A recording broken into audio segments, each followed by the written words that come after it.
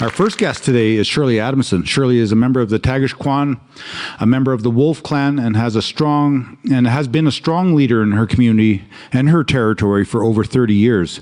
She has dedicated her career to advancing and negotiating and implementation of our agreements and has worn many important hats, including Grand Chief of the Council of Yukon First Nations, Chair of the Ta'an-Quechan Elders Council, Chairperson for the Ta'an-Quechan Council, Yukon Vice Chief for the Assembly of First Nations, CEO for Northern Native Broadcast in Yukon, Chair of the Board of Aboriginal Peoples Television's Network, Director on the Northern Visions Development, Director at the Board of Dagaday Development Corporation, Trustee with the Yukon Hospital Corporation, Chair of the Property Trust, don't worry, we're going on here, Chair of the Yukon First Nation Language Trust, and finally, CEO of Kea Productions, and much, much more. Today, Shirley joins us to talk about language, the land, and many things more. Please welcome to the 50th Anniversary Speaker Series, Elder Shirley Adamson. The 50th anniversary celebration of Together Today for Our Children Tomorrow is finally here. How significant of a moment is this for you, Shirley?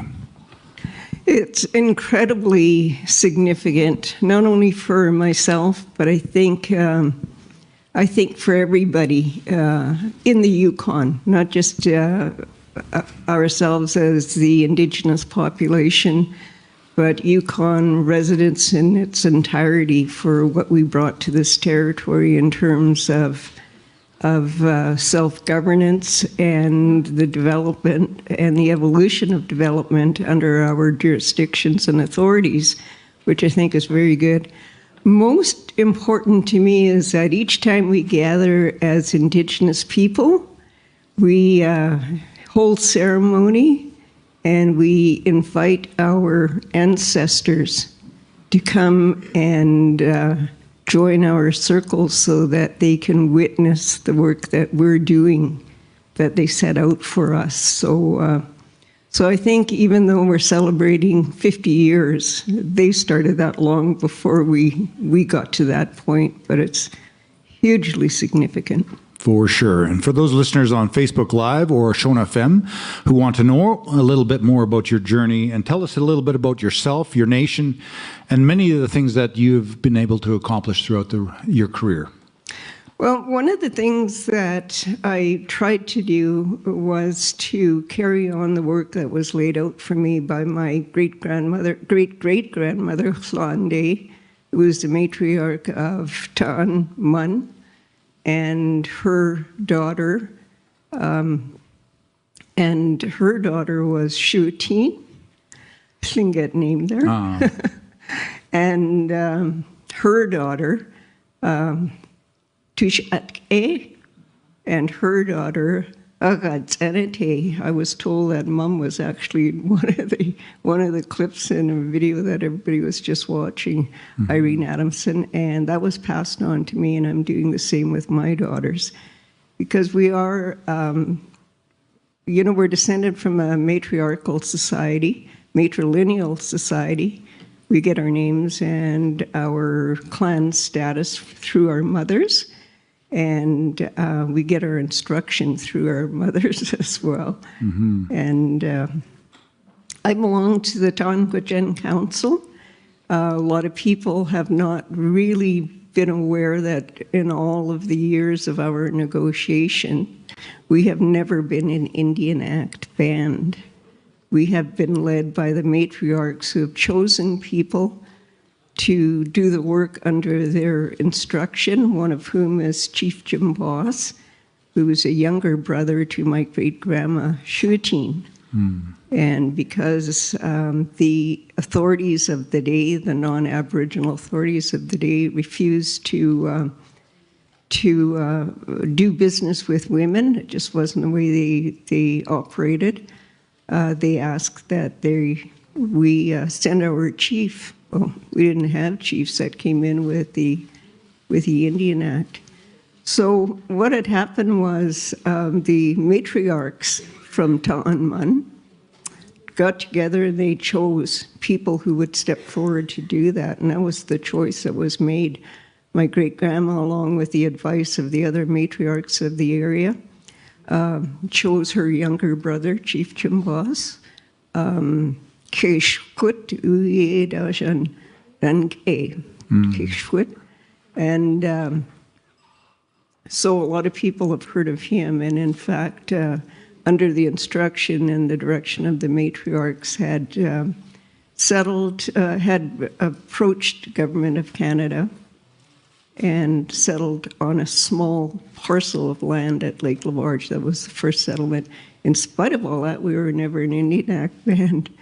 So when we actually became engaged in the land claim process, it was the chiefs of the Yukon who were the guiding directors of Council for Yukon Indians, who gave Tonquichan the right to sit at the table and to begin negotiations. That's how powerful our chiefs are, and that's how powerful our elders are. In spite of the policy of the day, where through the white paper, the negotiations were only to occur with those bands that were chiefs and councils under the Indian Act. Mm-hmm. So that was pretty significant. That catapulted us into the arena. And so far as I know, since the number of treaties, the early number of treaties, we in fact ended up being the only nation who negotiated nation to nation with Canada as a result of that. That's correct. With the support of the chiefs of the Yukon. Mm-hmm. So that's pretty interesting. So throughout my life, I was not a status Indian, so I was never engaged with the business that was brought forward by Yukon Native Brotherhood and the First Nations. They were called bands at the time because I was not registered. So I didn't pay a lot of attention when I was young, and I don't think a lot of us did. I finally gained a little bit of freedom, got out of the bush and got out of under Grandma and Grandpa's thumb. And but I ended up, raising my family, but always under the guidance of my mom, Shirley Adamson, who was a major activist. It was she working with her nephew, Glenn Grady, that led the lobby with the Yukon chiefs to get their support. So we were always instructed by her in protecting our lands and resources and our children. We have an obligation as matriarchs in training to look after the best interests for our descendants and the lands and the resources required to give them a really good life. They were also very strict, just because we weren't status Indians, that we weren't allowed to not speak the language and practice the culture. It was something that we were born into in our family, and the expectation was not shirked by any of us. We would never have gotten away with that. And so that's how I got engaged with the language to begin with, is because that's all I ever heard in my family and my community was Tonquich and Quinjay. That's the dialect, the way the people of Tonman speak, and the Tagish language as well. And so that was spoken around us constantly. Mm-hmm. So, and then we also were, also through the guidance of Mom and somewhat Dad, but because Dad is an American and born in Alaska, he was part of that process of the settlement in Alaska.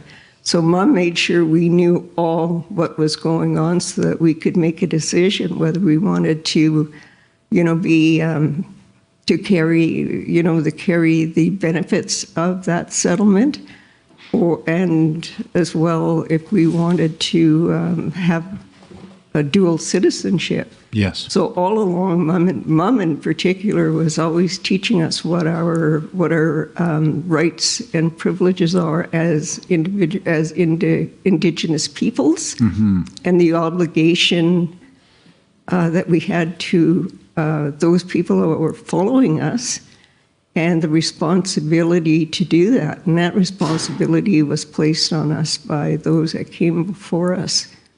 So that's all we ever knew. And my family is still like that. For sure. And just in regards to the previous 50 years, how was it growing up in the territory, caught in that both worlds, if you will, when it comes to being, recognized under the government as not being First Nation, let alone your strong connection to your family, as you mentioned, to the language? Was it tearing you apart in some senses? Because one side you have a freedom in downtown Whitehorse, meanwhile the rest of your people don't, right? The same privilege, if you will.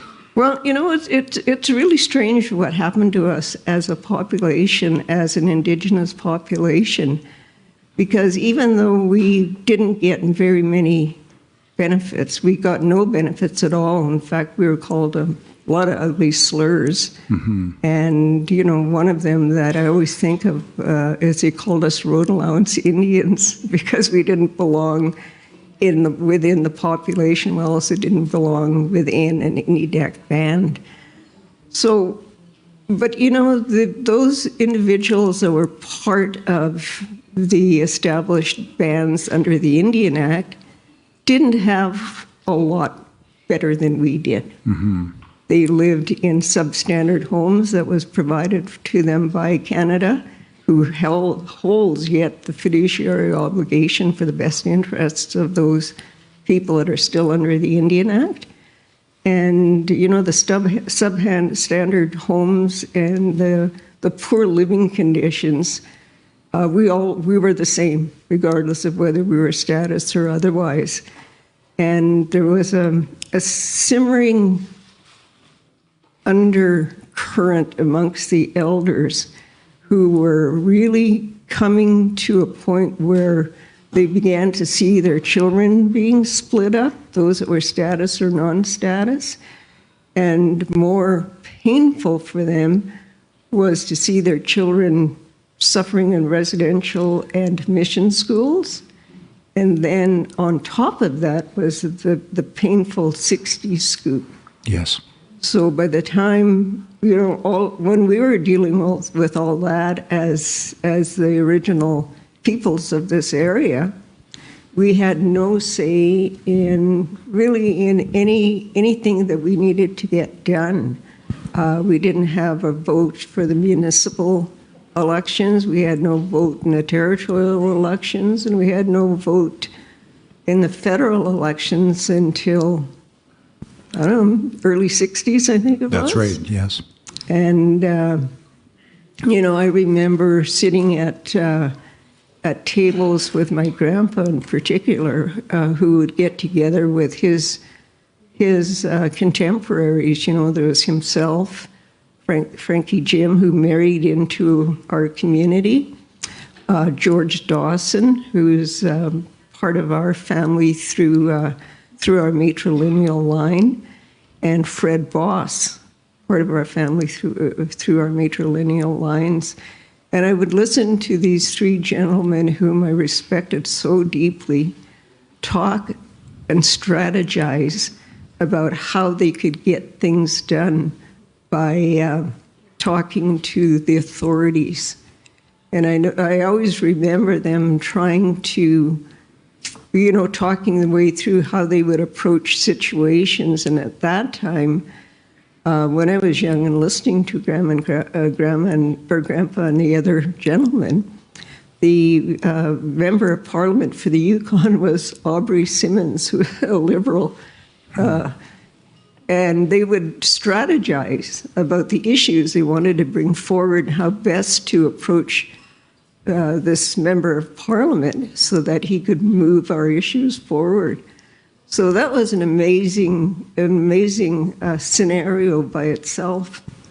But Whitehorse is not, it's not a lot I didn't live a lot in Whitehorse. I didn't come to Whitehorse really to live until I had to go to school. Mm-hmm. And the impact of my elder sister, who went to mission school, was so profound in our family. We left the bush, and Mom and Dad came in to live in town. And when I started school, I was 5 years old. So I didn't even really know Whitehorse at all. And my elder brother and I were living in the bush with Grandpa and Grandma, and that was the norm. Grandparents always kept some of their children, their grandchildren, primarily for teaching them. Mm-hmm. So what would happen is Grandma and Grandpa would bring Norman and I into town really late Sunday nights, the latest they could get away with. And then we'd be in Whitehorse to go to school from Monday to Friday. And then when we came back from school, Grandma and Grandpa would be waiting there. And we'd go right back to the bush. So I really never knew Whitehorse.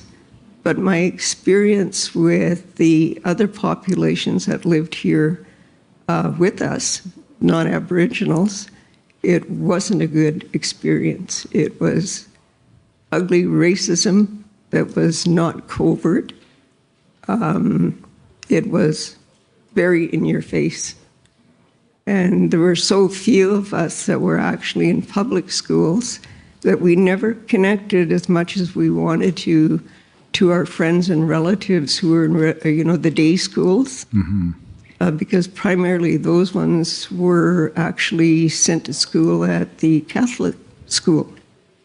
And there were a few of us at the Whitehorse school that's still out there. And we were a relatively small population. So it hasn't changed a lot. The racism is covert now, but it still exists. And I think it's because people don't know who we are and have never given the opportunity to learn about us. And even to this day, there are so many people that are ignorant of the fact that the powers that were brought into the Yukon came by way of the Yukon Land Claim and Self-Government Agreement settlements. And it's a shame that it's not in the schools. These are constitutional documents, at least with the exception of the self-government agreements. But when you're studying about Canada, that should be a part of it. In the North, we have changed the face of Canada, the political landscape of Canada, without firing one shot. And that's something I don't think people appreciate enough. No, that's right. And if you're just tuning into Shone FM or Facebook Live, you're listening to the 50th anniversary speaker series, and we have Shirley Adamson here live in the studio.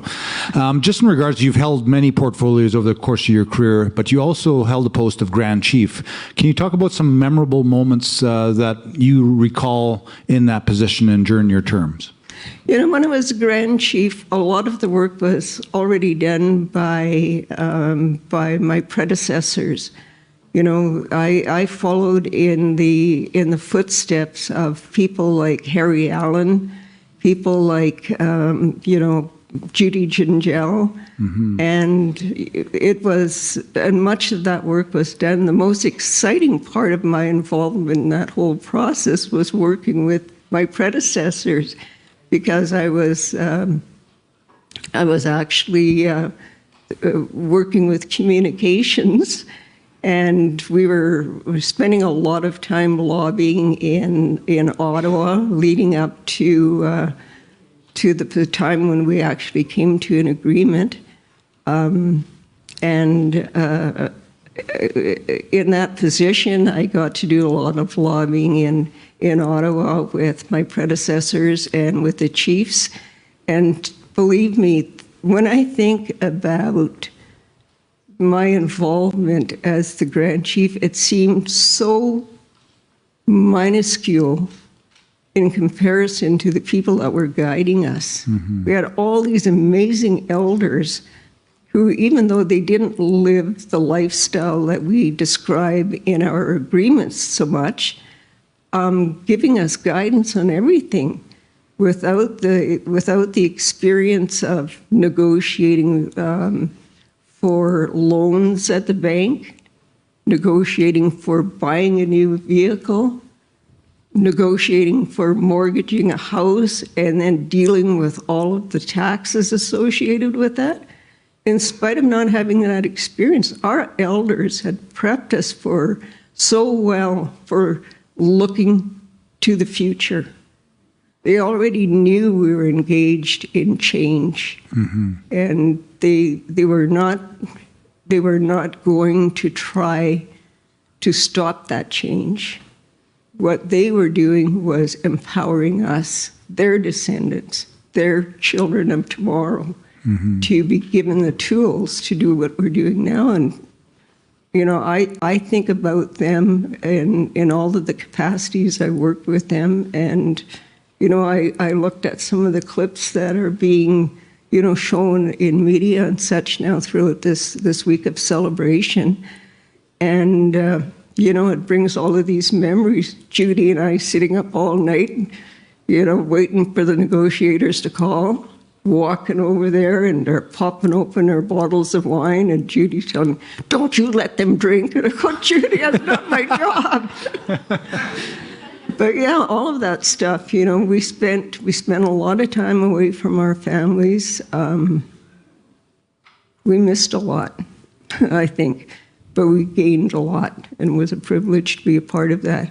So when I did become the Grand Chief, it was an honor, because that was an elected position, and I was very proud of that. And you know, at that time, the role of CYFN was now going in strength towards the settled First Nations, and I mean, and that was really interesting process as well too, because we didn't have that opportunity to operate as self-governing First Nations and to make our own decisions. And we also were at that time when the three unsettled First Nations chose to step away from the negotiating process. And it was challenging for me in particular, because we also at that time were looking at there were things happening. One that stands out a lot to me was when Government of Canada and Government of Yukon began to deal with the devolution of certain authorities to Government of Yukon, and the issues that they placed on Yukon First Nations who didn't have a say in it.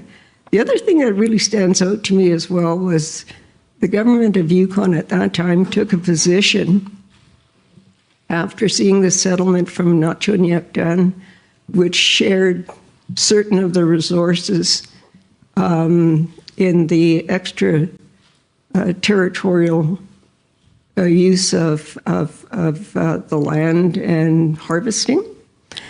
And that was something that just that Government of Yukon would not accept. Partway through that process, they changed the rules, and that forced Kaska's away from the table. I don't think people realize that, because they wanted to put the same clause. They were still in negotiations. They wanted to put that same clause in all the agreements, because we were always led to believe that we would have, the same as everybody else did. But when one significant party, signatory to these agreements, changed the rules, that didn't sit well with a lot of people. The thing that precedes me as well, though, was when the Yukon First Nations wanted to show goodwill to the other people that were living here in the Yukon and to the governments, one of the things they did was to offer a seat to the government of Yukon. And that was something that I think is still unappreciated by that government. Yes. And, the negotiations were between Canada and the First Nations.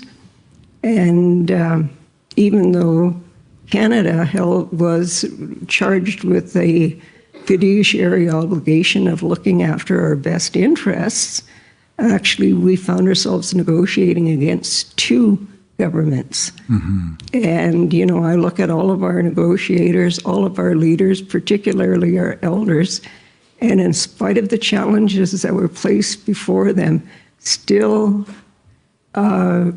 created an agreement that is the high watermark in Canada, and I think anywhere in the free world, between governments, colonial governments and Indigenous peoples. So there's criticism. There's a lot of us look back at those agreements and we say, we should have did this, we should have did that. But we also know that if you open those agreements, you got to have all three signatories because everybody wants to change it some way or other. Yes. But the thing that I try to remind people of is, we weren't of the same academia. We weren't of the same caliber as the lawyers and those people sitting across from the table from us. So I look at our elders, and in spite of that, still did something phenomenal, which gave us power and it gave us the tools for our descendants now to build on that. They have the right to do that, right clear across the board. And in the way of the Indigenous people, they still looked after the rest of the Yukon by opening the door for them to be at the table and to be recognized and to look after their interests as well. And, I'm so proud of them. I'm proud of all of us. Mm-hmm. Before I got into politics, I actually was covering politics. I was working as a reporter. And I remember when John Turner was the Prime Minister at the time, and we all gathered at Tagish territory there to agree on this agreement in principle. And so all of the chiefs were there, and the intent was to vote on the agreement that was presented before the Assembly. And the Prime Minister, John Turner, flew into Whitehorse. They helicoptered him out there to Tagish to be there for this momentous occasion. And there were the three First Nations that refused: Carcross Tagish, Nutchinyak-Dun, and Kaskas. Mm-hmm. So it didn't meet the criteria, and everything shut down. I always remember that because we were out in the open, and of course, because I'm a Indigenous and also a beneficiary, I was blocked from the Assembly because I was a reporter. So I laugh at that every now and again because, of course, everybody came out and told me what was happening anyways. Yeah. All of my relatives and my friends, it was like, yeah, you should have just let me in. But there's so many, I couldn't even begin to talk about, I don't think I could begin to talk about the most exciting things because not always as a Grand Chief, but in some capacity I was involved. There's one little anecdote, I worked with, when I was first brought over to CYFN, or CYI it was at that time, I was working for Northern Native Broadcasting at Shone FM. I was contracted there for a bit after I left CBC. And Richard Sidney was a vice chief for land claims then. So he and Ken Kane, who was a general manager for Northern Native Broadcasting, cut a little deal that I would be seconded to them. So they came in to tell me that, that's where I was going. I said, good try, guys, but I'm on contract and open to negotiations. So that's how I ended up working at Council for Yukon First, CYI. And one of the first tasks that was given to me was to work with Carol Geddes and a gentleman named Bruce Cottingham. And while the negotiators were in Ottawa finalizing different clauses, they would send it back to us, and our job was to turn it into layperson's language and then send it back so everybody could agree we translated it properly. And that's where those first green books came from. Took us 21 days. That was we did that, and it was to go to the assembly at Little Salmon Country. We were assembled there. So we had to get all of these done, and we actually worked until the day before the assembly was convened, piled all of those books into my car, took my 3 daughters, piled them in there, and we drove out with all those books still steaming. So that was my first job, is work with those people in the development of those green books. They are called green books now, but that was the only color I had enough covers of. So anyways, and throughout the years there have been subsequent green books updating. And the last green book I signed off as the Grand Chief, so that worked well. You and I talked a lot about political will in regards to the Premier. What was your relationship, and what was the significance of your relationship with the government at that time? Actually quite good, because there was that transition between the First Nations still using the central table to deal with issues, and also the need for government to have a touch base, similar to what the position still is. Mm-hmm.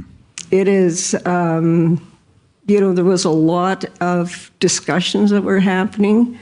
The premier of the day was Pierre MacDonald, and I worked with him to do a number of things. One of them is that, the Yukon Forum, to bring the chiefs and government together. So it was a lot of that stuff that was, and then of course it evolved into the much bigger forum. But, there still needed to be a central place, because I don't think ever the Council for Yukon First Nations ever took a standalone position. They were guided by the leadership. So that was always an interesting scenario for every issue that was brought forward, because that's where government started. They said, you're the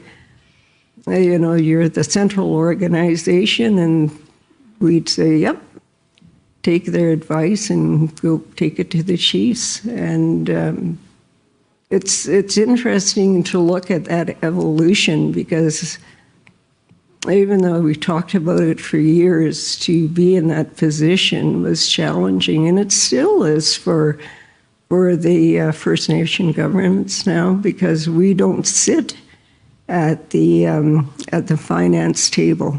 Mm-hmm. And much of my time was spent in discussions and private discussions with the Premier, saying, I don't agree with this. I don't agree with how the finances flow into Yukon when we carry the same authorities, but we're not funded. I remember one issue in particular. I've told this never publicly, but there was one issue in particular that, Pierce and I, the Premier of the day, and I were locked into a huge debate because I never agreed that, I never accepted the fact that we were receiving funds based on Indian Act numbers, not Yukon citizen numbers, because then it reduced, in my mind, it reduced the funding that should come into the First Nations. But the Premier and I both knew that it was a no-win situation because we needed the money to come into the territory. And the reality was that he was governing a much bigger population than CYI was at the time. Yesterday, we celebrated, obviously, the 50th anniversary with the legendary document going to the Prime Minister of the time. How much has our relationship with government, and particularly with Ottawa, has changed over the last 50 years? I think we pushed that change. I mean, certainly our elders did when they refused to let Canada dictate to us who they're going to negotiate with.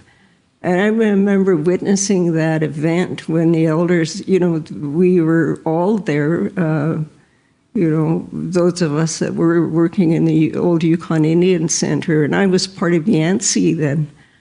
And I was actually on the executive of Yancey along with Bill Weber and the late Pat Delaney. So we didn't have a seat there. Only the chiefs and their councillors had a seat with that. And, they were stunned when the elders listened to the discussion. And they kind of said, well, we're going to caucus. It's not quite the word they used, but that's what they did. They caucused. And I remember the late Pete Sidney as a young elder. He was their messenger. So they all went up into the cafeteria and they were having these discussions about what they were hearing. So they came back. They didn't even talk to the federal representatives. They talked to the chiefs and councils and said, nobody's going to negotiate anything until we get our children back. And what they were saying is they're not recognizing the split brought on by non-status versus status, those that were disenfranchised because of marriage, and those that voluntarily enfranchised themselves to work. And they said, no, no, no, and no. And they didn't say a word to the government officials. They spoke to the chiefs and councils, and the chiefs and councils agreed. They stepped away from that. So that was the first time I think Canada saw the power of our elders, and I always appreciate that. We talked yesterday a lot about the power of amalgamation for our people, and you just recognized the strength in numbers. What was some of the, obviously the children and just the division with government providing that division for us? What was the strength of us coming together? And it may be cliche a lot, but I mean, what did it mean for you to see us, look at each other as equals once again? Well, it's a dichotomy when I think about it, truthfully. Because before we engaged in this process of negotiating as a collective, we never paid attention to the inner workings of different clans and different communities. That was their business. A Wolf clan person would not interfere with the business of a Crow clan. We didn't leave Labarge and travel to Tesla until the thing gets there, how to operate. But here we were all brought together. So that was really awkward for our traditional elders. That was tough. It was really tough for them. But, they knew that there was this was our opportunity, and they took it. And I think that I look back at that collective strength, and I think to myself, we may be different clans, and we may come from different communities, and we may speak different dialects. But the one thing is we're Indigenous, and we will always look after each other. For sure. Yes, and cheesh for that. And just to wrap things up, Shirley, just from your perspective, what are some of the lessons that we've learned from the last 50 years that'll help now for the next 50 years when it comes to governance in particular, let alone dealing with implementation, let alone how we react? Because always a lot of the discussion we have is that our people feel left behind in a lot of cases. And the fact that government is moving quicker than we are, not only based on capacity, but also with, cabinet directives and all these things, a lot of people feel that we've, been left out of the process. But how important is it for us to, or what can we have learned from the previous 50 years, our past 50 years, that will not only help us for the next 50? Well, always prepare those that come behind us. Do everything you can to hold them up, to educate them, and don't let them let go of the language and the culture, because that's who we are. And, when you go to meetings, there has to be a place for our younger people. Because it's not just putting them on a youth council and asking them to give you advice on sports and things like that. These are the people who are going to live in the world after we're gone. They need to be able to determine that world they're moving into, and we have to support them. We have to move into our roles as elders that are linking the past to the future, and we have to be really responsible for that. We have to continue to look after each other and to always make sure not one of us is left behind. And I know that CYFN now, under your leadership, still does that for those First Nations that are unsettled yet, and to support them. That's their choice. You don't have to agree with it. Yeah. You just got to support ourselves. Awesome. With that, Shirley, I'd just like to thank you once again for not only your commitment to the process and all the sacrifices you put forward, but your resilience and your commitment today still to many things such as the university and other mechanisms, and even just joining us today to share a little bit about your experience is a treasure. So with that, Chief.